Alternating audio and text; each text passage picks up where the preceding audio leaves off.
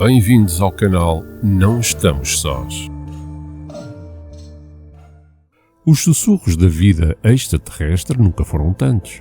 Há denunciantes no Capitólio, há uma onda de vídeos oficiais do UAPS, a nossa tecnologia nunca foi tão avançada como é hoje e estamos a encontrar cada vez mais exoplanetas quase todas as semanas.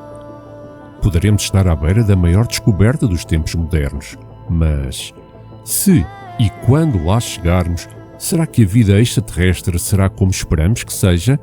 Ou será um ser extraterrestre algo completamente diferente? Uma das maiores questões que os crentes em OVNIs e os crentes em visitas extraterrestres têm é por que será que os extraterrestres dão a tanto trabalho para atravessar todo o universo e apenas serem vistos por meia dúzia de pessoas como nós? Será a Terra especial para eles? Será que somos alvos fáceis? Ou todos os supostos encontros com extraterrestres são apenas histórias, simplesmente o resultado de folclore tradicional ao longo de milénios? Estes problemas, porém, são eliminados se considerarmos por um segundo que os discos voadores não são naves espaciais distantes, mas sim máquinas do tempo, não contendo extraterrestres, mas sim humanos do futuro. Poderemos razoavelmente assumir que saberiam que a Terra está aqui. Se bem que esta teoria ainda não é uma teoria amplamente aceite, existem, no entanto, muitas outras previsões muito mais convencionais sobre como será ou poderá ser a vida extraterrestre. No entanto, existe um número crescente de cientistas e professores que contribuem com o seu pensamento para tal ideia. Um dos mais notáveis é Michael Masters, um professor que publicou um livro em 2020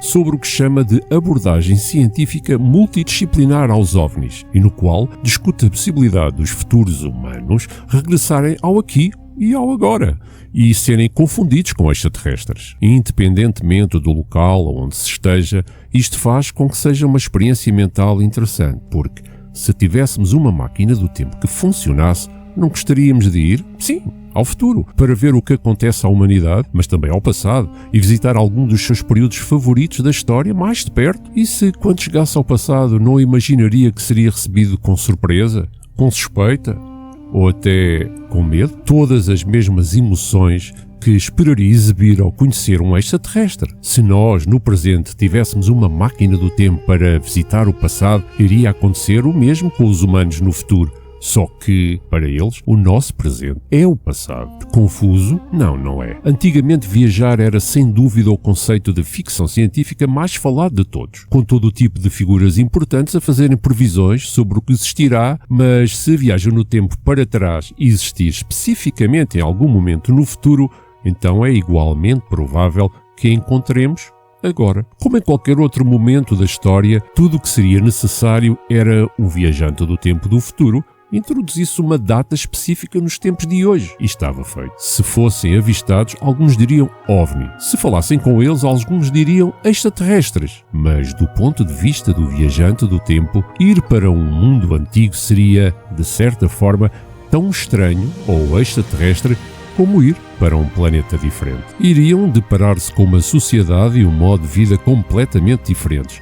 Costumes, línguas, alimentos e tecnologia há muito esquecidos, mas o básico da construção, blocos de vida e sobrevivência seriam praticamente os mesmos. Se estivesse a viajar ao passado nos dias de hoje, por exemplo, não precisaria de realizar um estudo muito rigoroso para verificar se o ar do Antigo Egito é seguro para respirar ou não.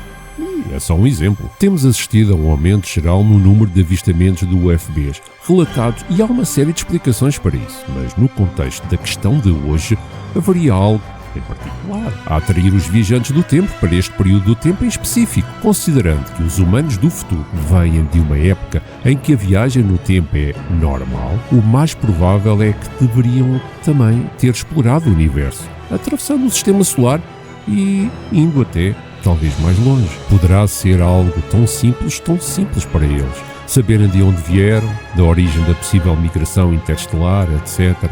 Estes humanos poderiam ter sido criados em Marte, por exemplo, no Marte recém-terraformado, ou então nas nuvens de Vênus, acima dos oceanos da Europa ou Titã, ou até em naves de gerações centenárias a vaguear pelo espaço.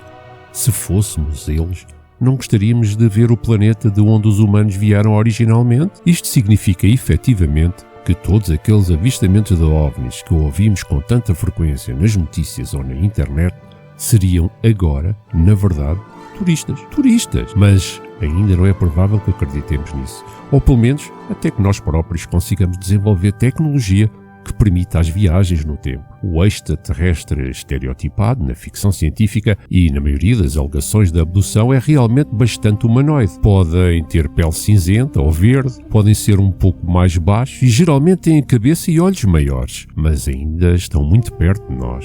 Com 4 membros e características reconhecíveis, e com esta aparência humanoide, estão relacionados com a questão de hoje, com a sugestão de que estas criaturas estranhas são na verdade apenas humanos altamente evoluídos do futuro e, por isso, se parecem um pouco connosco. Se assumirmos, por exemplo, que os humanos do futuro terão ido viver para planetas diferentes, poderiam ter começado a evoluir a velocidades e formas sem precedentes, simplesmente para se adaptarem e sobreviverem onde quer que fosse a sua nova casa, significando olhos maiores, cabeças maiores e dedos mais longos por uma série de razões. É claro que o que é mais geralmente aceito como a explicação mais provável é que as alegações de abdução extraterrestre apresentam estes tropofísicos porque a ficção científica tem perpetuado constantemente esta estética particular. Porém, não temos qualquer evidência concreta de que exista vida noutros planetas. O que ainda não temos, mas que sabemos, é que os humanos da Terra estão interessados em desenvolver viagens no tempo. Vamos imaginar por um momento que vivemos num futuro próximo, quando esta teoria absurda for uma realidade nesse mundo real e for descoberto que os OVNIs são realmente máquinas do tempo. Devemos preocupar-nos?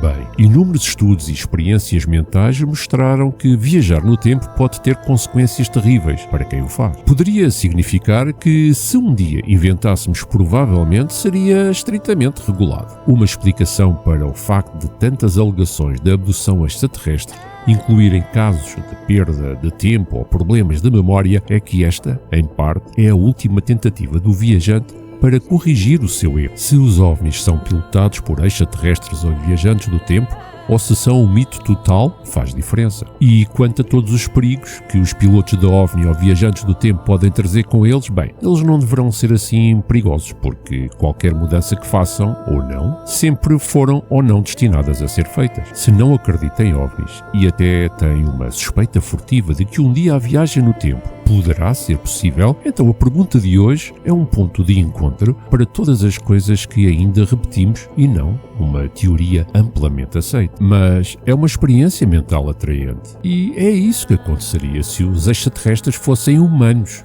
a viajar no tempo. O meu nome é Marco Martins e este foi mais um Não Estamos Sós.